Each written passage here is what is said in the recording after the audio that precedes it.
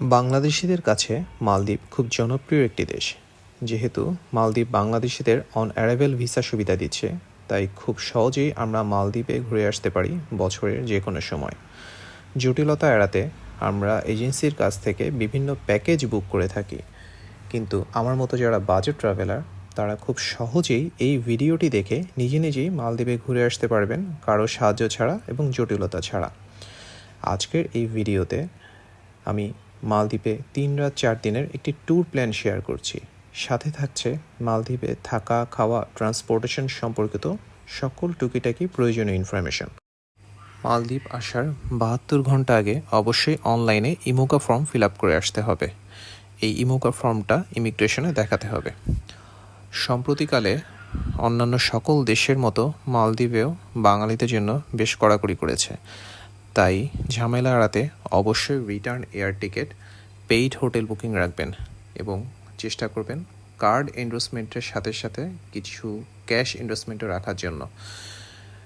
আমরা যখন এসেছিলাম তখন আমাদের হোটেল বুকিংটা আনপেইড ছিল, কারণ আমরা একটা বন্ধুর বাসায় উঠেছিলাম, আর এন্ডোর্সমেন্টটা বেশিরভাগই ছিল কার্ডে, ডলার ছিল খুবই সামান্য। তাই আমাদেরকে বেশ কিছু প্রশ্নের সম্মুখীন হতে হয়েছিল। যেহেতু আমাদের মাল্টি সিটি ছিল, আমরা থাইল্যান্ড থেকে এসেছি এবং ওইখান থেকে সিঙ্গাপুর এবং মালয়েশিয়ার সব পেইড হোটেল বুকিং ছিল এবং রিটার্ন এয়ার টিকিট ছিল, তাই তারা মোটামুটি আধা ঘন্টা 40 মিনিট জিজ্ঞাসাবাদের পর ছেড়ে দিয়েছিল। কিন্তু আপনারা যারা আসবেন তারা অবশ্যই এই ঝামেলাটা পোহাতে পেইড হোটেল বুকিং রাখবেন এবং অবশ্যই কিছু ক্যাশ ডলার সাথে ক্যারি করবেন। মালদ্বীপের প্রধান আকর্ষণ হচ্ছে প্রাইভেট আইল্যান্ডগুলো, কিন্তু প্রাইভেট আইল্যান্ডগুলো বেশ এক্সপেন্সিভ। তাই যারা বাজেট ট্রাভেলার তারা 3টি জায়গা টার্গেট করবেন: মালে, হুলহু মালে এবং মাফুসি।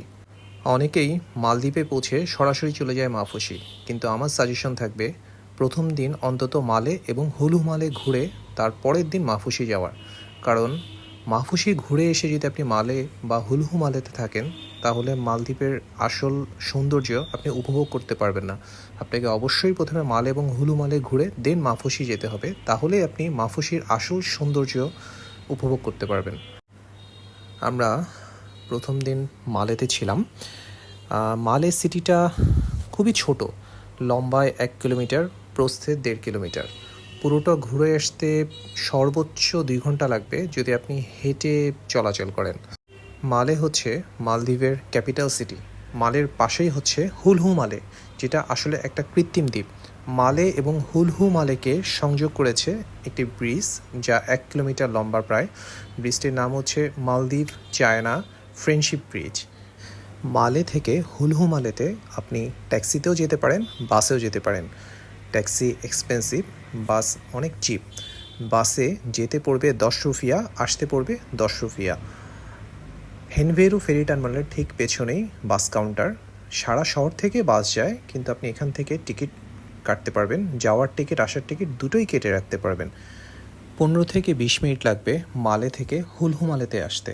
আপনারা হুলহু মালেতে ফেজ 1-এ চলে আসবেন। ফেজ 1টা বেশ সুন্দর। এখানে খুব সুন্দর একটি পার্ক আছে। পার্কটা সেন্ট্রাল পার্ক নামে পরিচিত। এখানে প্রচুর বাঙালি পাবেন। সেন্ট্রাল পার্ক ঘুরে ফেজ 1 ঘুরে আসবেন। সেন্ট্রাল পার্ক এবং ফেজ 1 ঘুরতে আপনার তেমন একটা সময় লাগবে না। হুলহু মালেতে না আসলে আপনি বুঝতেই পারবেন না যে কিভাবে একটা কৃত্রিম দ্বীপ এত সুন্দর করে তৈরি করা যায়। মালেতে আছি আমরা, শহরের মাঝখানে। এত সুন্দর করে ওরা একটা, যেটা আমাদের দেশে বলে খাল টাইপের, সমুদ্রের পানি দিয়ে তারা এত সুন্দর একটা খাল করেছে। মানে পানিটা একদম পুরো ক্রিস্টাল ক্লিয়ার, জাস্ট হচ্ছে যে মানে পুরো সুইমিং পুলের পানির মতো। এবং বিল্ডিংগুলো ওদের সবগুলো হচ্ছে যে এত প্ল্যান করে করা হয়েছে, জাস্ট হচ্ছে অসাধারণ। পুরো সিটিটা আমাদের মোটামুটি ঘুরে আসলাম, 40-50 মিনিট লাগলো। সামনে আরও সামনে যাবো। আমি যদি আপনাকে সিট একটু দেখাই, এই হচ্ছে যে ওদের একটা কানেক্টিং ব্রিজ। এই পানির কালারটা হয়তো ভিডিওতে বোঝা যাচ্ছে না, মানে জাস্ট পুরোটাই নীল, একদম স্বচ্ছ, নিচ পর্যন্ত দেখা যাচ্ছে, পুরো সুইমিং পুলের মতন।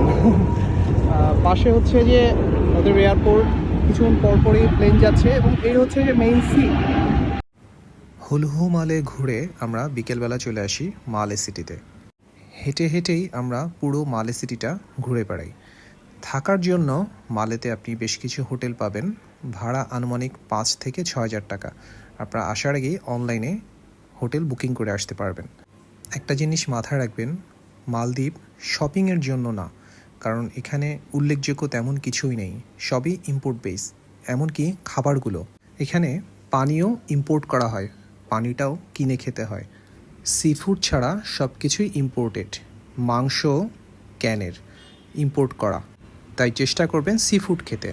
দিনের মালদ্বীপের চেয়ে রাতের মালদ্বীপ অসাধারণ। দূরে যে ব্রিজটা দেখা যাচ্ছে ওটাই মূলত মালদ্বীপ চায়না ফ্রেন্ডশিপ ব্রিজ।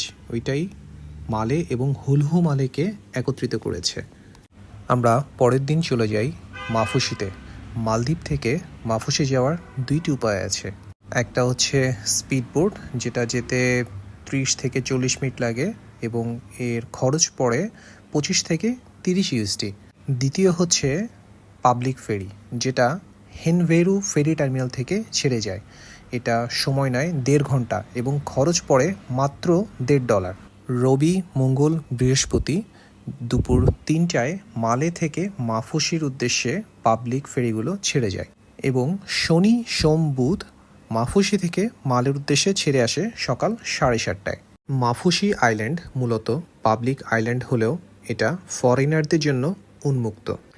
ফেরিতে 1.5 ঘন্টা সময় লাগলেও যেতে যেতে প্রাইভেট আইল্যান্ডগুলো দেখতে দেখতে আপনার সময় কেটে যাবে। তবে একটা জিনিস মাথায় রাখবেন, যাদের সি সিকনেস আছে তারা অবশ্যই প্রয়োজনীয় ঔষধ নিয়ে উঠবেন, কারণ সাগর মাঝে মাঝে উত্তাল হয়ে যায়, তখন সি সিকনেস কাজ করতে পারে। মালদ্বীপ যে কতটা সুন্দর তা মাফুসি না আসলে বুঝতে পারবেন না। খুবই ছোট এবং শান্ত একটি দ্বীপ। হেঁটে সর্বোচ্চ 15 থেকে 20 মিনিট লাগবে পুরো দ্বীপটা ঘুরে আসতে। মাফুসিতে থাকা খাওয়া একটু কস্টলি। এখানে লোকাল রুপিয়ার চেয়ে ডলারটাই খুব বেশি চলে। হোটেলের ভাড়াও তারা ডলারে কাউন্ট করে। মোটামুটি নর্মাল বাজেটের ভিতর থাকতে হলেও আপনাকে $80 থেকে $100 বাজেট করতে হবে। খাবারের জন্য সি ফুডও পাবেন, আবার বাঙালি হোটেলও পাবেন। রাতে বেশ কিছু অ্যাক্টিভিটিস থাকে, ফানুস উড়ানো কিংবা লাইভ মিউজিক। এছাড়া সাগর পাড়ে বসে থাকলে কখন যে 3-4 ঘন্টা চলে যাবে আপনি টেরই পাবেন না। তৃতীয় দিনে আপনি করতে পারেন বেশ কিছু activity, parasailing, scuba diving, jet ski, অথবা তুলতে পারেন শার্কের সাথে ছবি। এই সবগুলো করার জন্যই আপনি বেশ কিছু প্যাকেজ পাবেন, অথবা আপনি নিতে পারেন প্রাইভেট আইল্যান্ডে একটা ডে লং ট্রিপ, যার খরচ পড়বে $80 থেকে $100। চতুর্থ দিন আমরা মাফুসি থেকে আবার মালেতে চলে আসি। আমরা মালদ্বীপ থেকে ফিরে যাই সিঙ্গাপুরে। যারা সস্তায় আসতে চান তারা সকাল 7:30টার পাবলিক ফেরিতে চলে আসতে পারেন মাত্র $1.50, অথবা যারা তাড়াতাড়ি আসতে চান তারা প্রাইভেট বোটে আসতে পারেন, খরচ পড়বে $15 থেকে $20। এই ছিল আমাদের মালদ্বীপ ভ্রমণের অভিজ্ঞতা। আপনাদের যদি মালদ্বীপ ট্রাভেল নিয়ে আরও কোনো প্রশ্ন থেকে থাকে অবশ্যই কমেন্ট করতে ভুলবেন না। Stay safe and happy travelling.